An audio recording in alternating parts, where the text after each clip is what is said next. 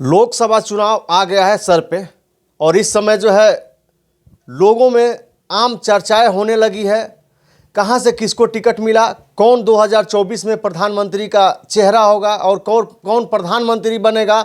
इस समय एक पार्टी है बीएसपी, जो देश की तीसरी राष्ट्रीय पार्टी है, वो इस समय कहां है। मायावती जी कहां है। एक सोशल एक्टिविस्ट है मेरे साथ, गोविंद जी। मैं इनसे बात करता हूं कि आखिर वो बहुजन इस समय कहां है। बहुजन जो दलितों के लिए हमेशा उनके सहयोग में रहती थी, दलित उनके सहयोग में रहता था। दलित का जो है बैंक वोट था बीएसपी के लिए। एक दिन वो था कि हाथी के बाद किसी भी निशान पे जो है वोट नहीं पड़ता था। अब इस समय जो है लोग कहीं ना कहीं देखा जाए तो बहक रहे हैं, सारे पार्टियों में जा रहे हैं। तो मायावती जी का कमजोर होना आखिर क्या कारण हो सकता है, मैं इनसे बात करता हूं। मेरे चैनल में आपका बहुत बहुत स्वागत है। धन्यवाद जी। सबसे पहले सवाल है कि मायावती जी इस समय और बीएसपी पार्टी इस समय कहां है। देखिए, ये सवाल जो है बहुत सारे लोग करते हैं कि बीएसपी कहाँ है। यहाँ तक कि ये आरोप लगाया जाता है कि बीएसपी समाप्त हो रही है जी। लेकिन मैं आपको एक बात बताना चाहता हूँ कि बहुजन समाज पार्टी एक सिर्फ राजनीतिक पार्टी नहीं है। बहुजन समाज पार्टी एक मिशनरी पार्टी है। और कौन सा मिशन लेके चलती है? फूले साहू अंबेडकर के मिशन को बहुजन समाज पार्टी लेकर के चलती है और उसी को आगे बढ़ाने का काम करती है। तो जो मिशनरी पार्टी होती है, हो सकता है मिशनरी पार्टी में कभी कभी देखिए राजनीति है, राजनीति का उतार चढ़ाव आता रहता है। हो सकता है कभी सीटें कम मिलती हैं, कभी नहीं मिलती हैं, कभी जीत होती है, कभी हार होती है, लेकिन मिशनरी पार्टी कभी समाप्त नहीं होती। क्योंकि मिशनरी पार्टी, जैसे आप जानते होंगे कि बहुजन समाज पार्टी के कुछ नेता हैं, कुछ कार्यकर्ता हैं, वो बीएसपी के लिए काम करते हैं और बीएसपी अपनी आइडियोलॉजी पे काम करती है, विचारधारा पे काम करती है और बूथ लेवल पे कैडर मीटिंग लगा करके प्रशिक्षित करके लोगों को अपने आप से जोड़ती है, न कि धरना प्रदर्शन करके। और जो लोग रोड पे उतरते हैं उनको तो लोग ज़्यादा जान जाते हैं, पब्लिकली जान जाते हैं, मीडिया के माध्यम से जान जाते हैं। लेकिन जो कैडर के माध्यम से काम करते हैं, जो बंद कमरों में कैडर्स होते हैं, उनके माध्यम से जब जुड़ते हैं लोग, तो लोग नहीं जानते हैं। लेकिन उस पार्टी का अस्तित्व बनाए रखने में वो एक बड़ा की है, एक बड़ा आधार है।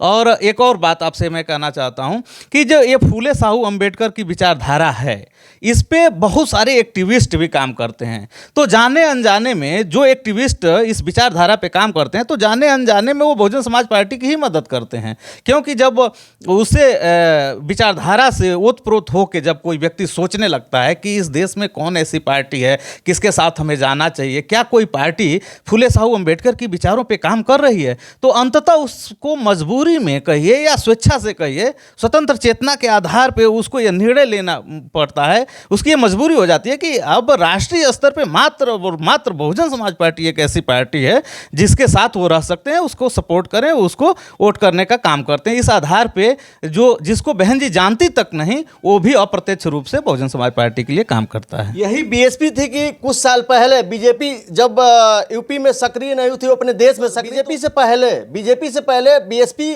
के यहाँ जो है टिकट के लिए लाइन लगती थी और एक वो समय होता था कि लोगों को वहां से हटाया जाता था, फिर भी लोग जो है टिकट के लिए लगे रहते थे। पिछले विधानसभा चुनाव में पूरे उत्तर प्रदेश में, इतने बड़े प्रदेश में, एक सीट निकली, वो रचना से उमाशंकर सिंह ने निकाला। उनको भी कहा जाता है कि वो अपने दम पे निकालें। तो आखिर प्रदर्शन तो पिछली विधानसभा चुनाव में बेहद ही खराब रहा। इसके बारे में क्या कहेंगे आप?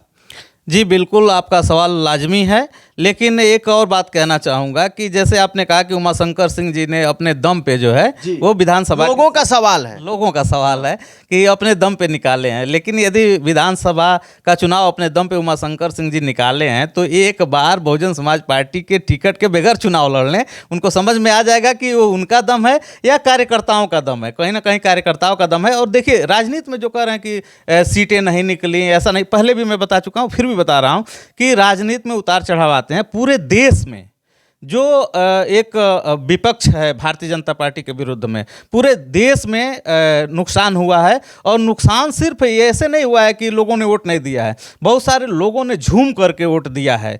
बीएसपी को भी दिया है, सपा को भी दिया है, अन्य विपक्षी दलों को भी देने का काम किया है। मैं सिर्फ उस पर यह कहना चाहूँगा कि ये वोट वोट ले करके भारतीय जनता पार्टी नहीं, वोट लूट करके भारतीय जनता पार्टी ने अपना बढ़त बनाया हुआ है और सरकार से वोट लूट रही है। देखिए, जो ईवीएम का मामला है, अभी आप देखे होंगे कि सुप्रीम कोर्ट के बहुत सारे वकीलों ने, जैसे महमूद प्राचा जी जैसे लोगों ने धरना प्रदर्शन किया था ईवीएम के विरुद्ध, और बहन जी ने भी ईवीएम के विरुद्ध सवाल उठाए थे, खड़ा किए थे। यहाँ तक कि बहुजन समाज पार्टी के कार्यकर्ताओं को बहुत पहले निर्देश 2014 में ही उन्होंने निर्देश दिया था कि इसके खिलाफ धरना प्रदर्शन करें, और कुछ दिनों तक धरना प्रदर्शन चला भी था। लेकिन जब तक प्रमुख विपक्षी दल जो कांग्रेस है वो अपने दिल से नहीं चाहेगी, अपने मन से नहीं चाहेगी कि ईवीएम समाप्त हो, सब लोग एकजुट होकर के और इसका विरोध नहीं करेंगे, तब तक मामला बनने वाला नहीं है। कि ईवीएम के माध्यम से एक बहुत बड़ी वोटों की लूट है, ये लोकतंत्र का हनन है एक प्रकार का। इसलिए आपको संपूर्ण विपक्षी दलों का, आप किसी का भी देख लीजिए, सबका अवमूल्यन हुआ है, सब नीचे गए हैं, किसी के भी सीट नहीं निकल रहे हैं। तो ऐसा नहीं है कि लोग वोट नहीं दे रहे हैं, वोट दे रहे हैं, लेकिन वोटों की हेराफेरी हो रही है। यहाँ पे एक और सवाल मेरा होगा कि आखिर वकीलों को, हाई कोर्ट सुप्रीम कोर्ट के वकीलों को कोई क्यों जो है ईवीएम के लिए धरना प्रदर्शन देना पड़ रहा है। तमाम राजनीतिक पार्टियां हैं, उनको भी खुल के आगे आना चाहिए, लेकिन कोई भी राजनीतिक पार्टी सामने जो है खुल के नहीं आ रही है ईवीएम के विरोध में। तो उस पर क्या कहेंगे आप? देखिए, वैचारिक रूप से जब एक बार आकलन करेंगे, चूंकि हम लोग तो एक एक्टिविस्ट हैं, किसी का पक्ष लेके बात नहीं करते हैं, तो आकलन करेंगे तो जो एक देश में आरएसएस जो काम करती है, जिस वैचारिकी की काम कर रही है, वो उस वैचारिकी से कहीं ना कहीं भारतीय जनता पार्टी तो है ही, कहीं ना कहीं विपक्ष की भी पार्टी जो कांग्रेस है वो भी उसी वैचारिकी की पार्टी है, विपक्ष की आम आदमी पार्टी भी उसी वैचारिकी की पार्टी है। ये लोगों के समझ में भले से ही ना आए, मीडिया इसको भले से ही ना दिखाए, लेकिन इसकी समीक्षा करेंगे तो माननीय कांशीराम साहब तो कहा करते थे कि जो कांग्रेस है वो आरएसएस की माँ है जी। तो कांग्रेस और भारतीय जनता पार्टी में हमारे जैसा आदमी कोई डिफरेंस नहीं समझता है, वो समझता है एक ही सिक्के के दो पहलू हैं। वो नहीं चाहते कि इस देश में अन्य कोई पार्टी आगे बढ़े, इसलिए इस मुद्दे से वो बाहर भाग जाते हैं। और सिर्फ ये जो क्षेत्रीय पार्टियां हैं, या मान लीजिए एक बहुजन समाज पार्टी राष्ट्रीय पार्टी है, सिर्फ इसके चाहने से, या मान लीजिए माननीय अखिलेश यादव जी हैं,